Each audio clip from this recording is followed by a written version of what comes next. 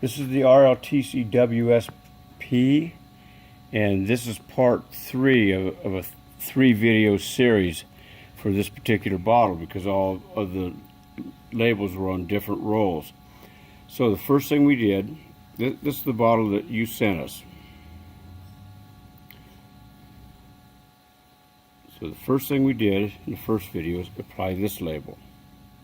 In the second video, we applied this label and this label. And now we're going to apply this label.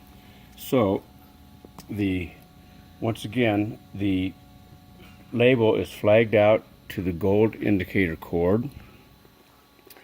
We take the bottle and the label needs to be applied to.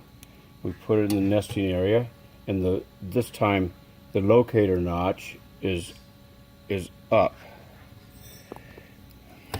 And we apply this label, and as you can see, it's in the exact same position as your label. It's in good location as far as the left and right of the label is concerned. This is exactly the same height as your labels,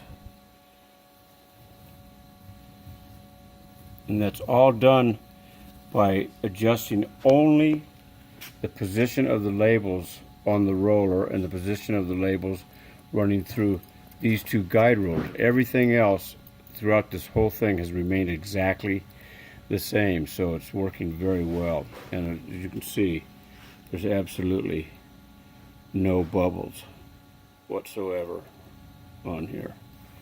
Exact same position that you told us to put them in. No bubbles. Good gap between the labels here, so very easy to do. Done.